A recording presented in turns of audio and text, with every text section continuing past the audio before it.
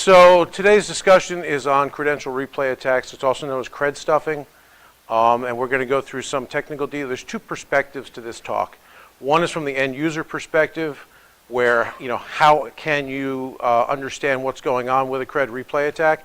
And the other is from a service provider perspective, which is, I'm being hit with one. How do I actually see it? What are the countermeasures I can actually deploy against it? So this is our agenda. You can tell I worked for DoD at one point in time yet. So this is obviously not just my presentation. I work with a group of fantastic professionals. And let's see, 3 of them are up there. 1 of them's in the room.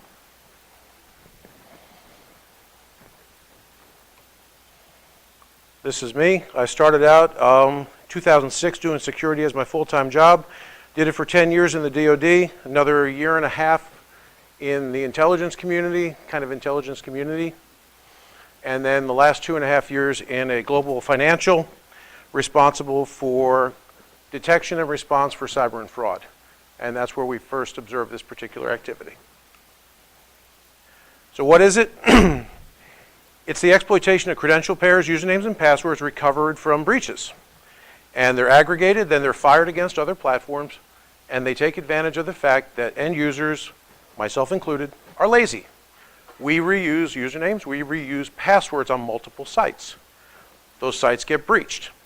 And once they're breached, they're harvested, they're loaded into tools, and they're shot against any internet-facing portal to see whether or not that username and password pair was used again. So hackers account for 90% of the login attempts at online retailers. Interesting stat. 91% e-commerce, 60% airline. So most of the login traffic that is going across the internet is fraud or attempted fraud. Where's it coming from? Again, it's coming from breaches. 1.5 billion creds came out of Yahoo. Adult Friend Finder is responsible for another 500 million. MySpace. Every time you see one of these breaches that occurs where username and password pairs are compromised, those username and password pairs are being reused for credential replay attacks. Why does it work? Well, our account defense is primarily to stop brute force, right? I try the same username and password 3 times and that password locks out. With this type of attack, you use the credential 1 time. It either works or it doesn't, and you move on. So one IP address can test as many credentials as it likes until you either shut down that IP or do something with the traffic. And fundamentally, again, it's an attack on your authentication system, not your actual product. The credentials are tested, and the response is what's being recorded. So these guys aren't rolling into the product. They are simply using your authentication system to bounce creds off of, and they're monitoring what the response looks like. We're going to see some examples here shortly. Okay, so this is the most common. This is a failure. And what you see here is you see a login attempt in the request URL. You see a 302 found redirect. And then on the bottom, you see it's going to a bad password. So this is the case where a credential was presented. It was not the proper match. So it sends you to, hey, did you forget your password? Do you want to try, do you want to try a forget flow? So that is the most likely response. This is this other kind of response. This is the credential was valid, but the account's not. So in here, again, you see the 302 redirect, going back down to SiteMinder and sending him somewhere. But this is the problem. So this is, again, goes to login, but on the bottom, you'll see that they're going right to the portal. So in this case, this credential is valid. It's good for an employee, or for whatever the account's good for, and it's going to be recorded, and then it is going to be reused later to commit whatever kind of fraud can be done with that portal that it's being tested against. So what do they get out of it? How is it done? If you are a business that's front-facing on the internet, you're selling something, you're giving away miles for travel, you're giving away points for hotels. you've got a game company that's got, some kind of gold or whatever in the game. You've got something of value that you are selling or accessing on the internet. And what they're doing is they're taking over the accounts of your users and then and exploiting them, basically. They're either using them to generate money, redirect money. They're using them to take points, using them to take miles. And it's very straightforward and easy. There's a couple of end user stories here. This happened to me last year. Woke up in the morning, my phone tells me, welcome to Comcast Wireless. What the hell happened? I didn't order Comcast Wireless. My new iPhone's on the way, though. So I called and I got it all stopped. Next day comes, wake up, welcome to Comcast Wireless. Call the fraud department, talk to them again. This time the guy tells me they're using your Comcast email account. I never used a Comcast email account, but I got one when I signed up for Comcast Internet. And I had to log into it once, and I set a password for it, and I used one that was exposed actually in the LinkedIn breach. So what they did is they threw creds from the LinkedIn breach against the Comcast portal, username, password pair matched, and they used that account to order service. They also used a stolen credit card to pay for it, so it wasn't all that bad. Not for me. So, okay, that's how it looks as an individual level, but how do you really do this right? How do you really take this and take it to the next level and exploit it for a lot of money? What if I go after a bank? How do I do that? Well, I do that with, if you ever go to Walmart and you see those Visa, MasterCards that are hanging on the J-hooks at the exit, when you go through the register. So those things can be activated and they can be actually accessed in the automatic transaction network of the banking system. So once I have that card, I activate it with a stolen identity, because why not? Then that card has an ABA DDA paired to it, and any place I go to, if I take over an account, I can change any money that's being moved to go to my fraud card. And that's the way we see a lot of fraud being done in the space. It works at scale.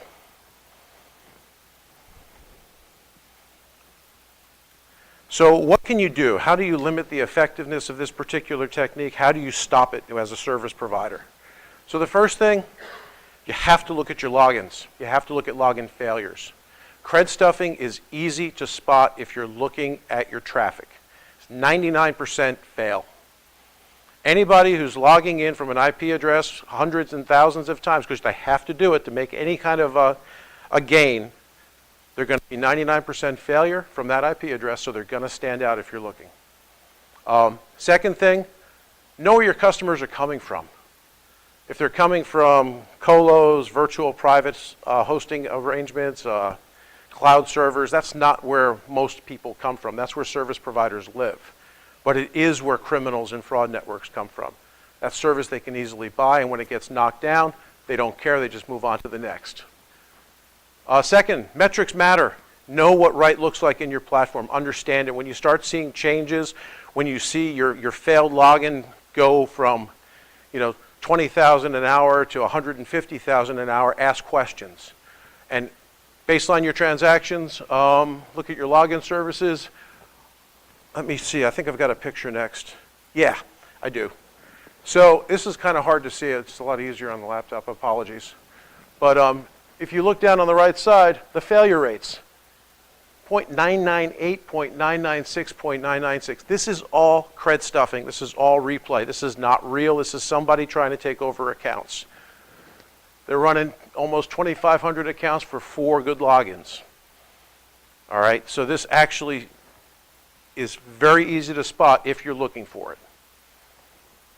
And you can't hide behind IPs because the actual behavior is what you're looking at. So we're going to talk a little bit about tools that automate a lot of this, but on the receiving side, if you're paying attention, it's still easy to spot. All right, mitigation. If I have a 99.9% failure rate, the only way I can accomplish something that I can generate revenue off of is automation. So the way to defeat this type of attack is to defeat automation as it presents itself to your login portal. Okay, it's not a human behind the keyboard, it's a script. So if you can do that, then you can, and disconnect those sessions, not even let them start. That mitigates it. Akamai does that. Shape does that. We actually ran a homegrown solution for a while, which was it was a work of art. It was not my work. It was Sylvia's work. And what we did is we watched for login accepts where somebody actually got a password into the portal and then processed that account immediately for a password reset. The guy was doing me a favor. Okay, I had breached credentials that were out there. Everyone that was breached was getting a password reset thanks to him. So you can actually use them as a service. On the end user side, take a look at Have I Been Pwned or any of the other sites that actually track credential exposure in the wild. If you see that you've been popped, and if you've been around this place for a little while, the answer is going to be, yeah, you've been popped. You know, some of your account information's gotten out there. Don't use that password again, ever, anywhere. And make sure that if you're tying a username and password to something that has financial information behind it, it's different from any of the other passwords you use. So that's the easiest way to avoid it. It's the easiest way from an end user perspective to not expose yourself to that problem.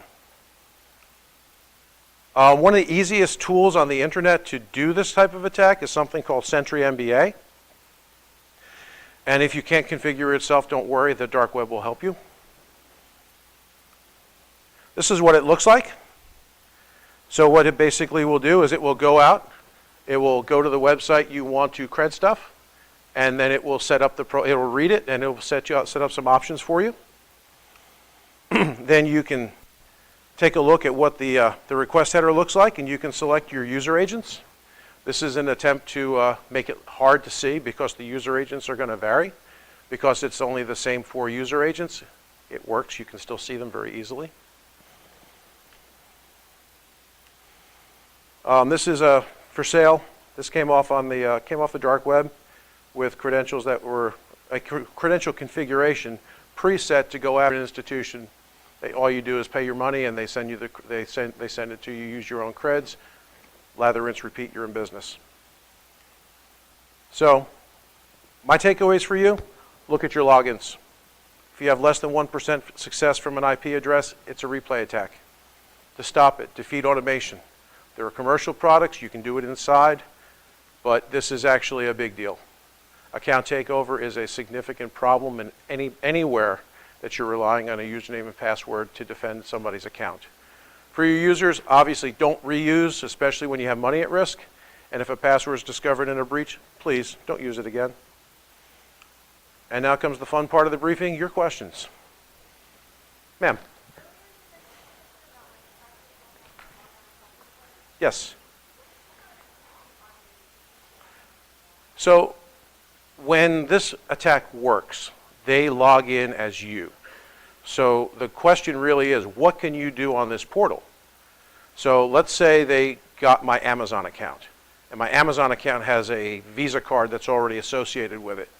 Well, they can go shopping and ship, you know, whatever they want to do. If they get into my bank, they're in there as me. They can change where my direct deposit information goes.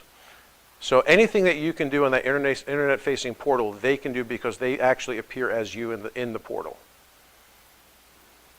Sure. Yes, sir.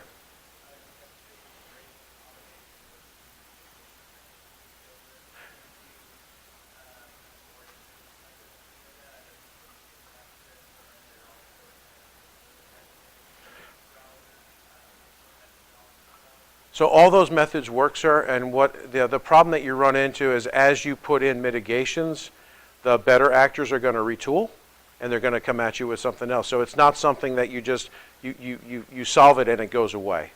So they retool, they come back at you, you change your strategy. Sometimes a capture works just well, sometimes putting Akamai in front works just fine, sometimes you go with Shape, sometimes a homegrown solution, but until you see that failure rate, that bulk failure rate go down, that means you've now made your portal is now more difficult to use than the guy down the street. And that, in the end of the day, that's all we can do is we can move them down the street to try to go after somebody else.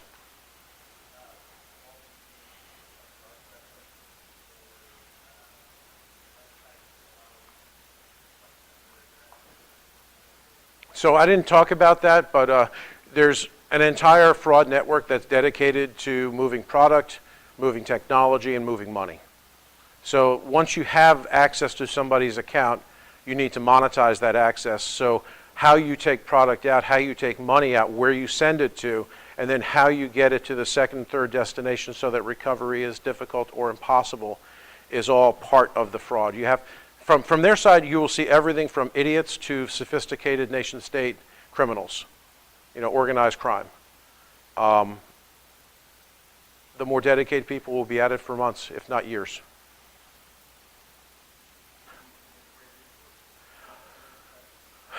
So I can tell you that we use Shape.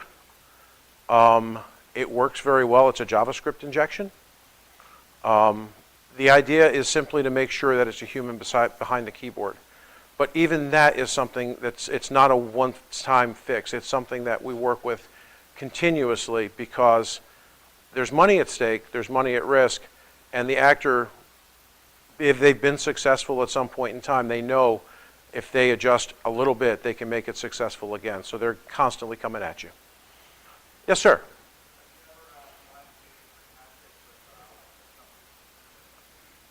I'm sorry, sir. I am not off the top of my head. I apologize. I have some giveaways up here too. So whoever asked we got questions. So if anybody has any other questions, we'll combine it with a giveaway. That way we get rid of books and stuff. Sir.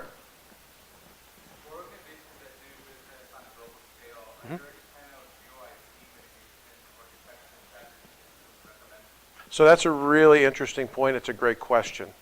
So if you know where your customers are, you can understand where geographically you would expect to see them and where you would not expect to see them.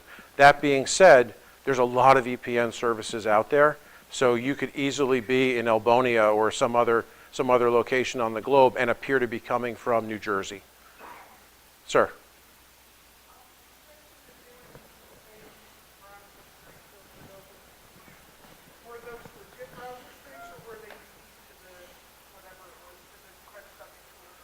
They are unique to a cred stuffing tool. They can be legitimate. When you see Sentry MBA, you'll see the same 4 or 6 browser user agents repeated over and over again. But if it's a smart actor, it'll be legit. So you, sir, have your choice of, I got the Blue Team Incident Response, SOC and SIM. I've got a lockpick set, and then looks like a nice wide range wireless adapter. Wireless adapter for the win. Yes, sir. Your choice of the balance. Blue Team, which one? I got Incident Response and SIM. There we go. Yes, sir. That chart you showed that shows 4 out of 2,500. Yes, sir. Are the companies then notified of which successful password or any response? There's no visibility of this at all. In fact, the customer never finds out that they've been tagged? they find out when they get the bill. They find out when their money's missing. They find out when they get upset. 6 months, 30 days, depends on the nature of the breach. The problem is that the crime sometimes is too small in scope to get many people involved. It's like if I can steal $20 from 100,000 people, I'm happy, but how hard is that to build a case against? And that we see a lot of. Your choice is lockpicks or? Oh, absolutely, good for you. Yes, ma'am.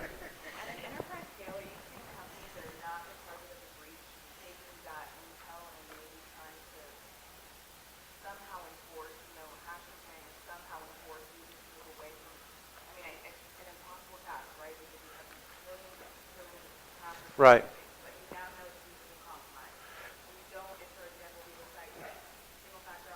Mm-hmm. Windows is actually doing that now. If it's made its credential, bad credential list, it does more of that. Could you pass that, please? Thank you. But it's hard to work from that end of the business. The best answer is two-factor. The best answer is some other way to break that communication for the actor. And we are at time, so if you have to leave or want to leave, that's absolutely fine. If you want to hang out, that's fine as well.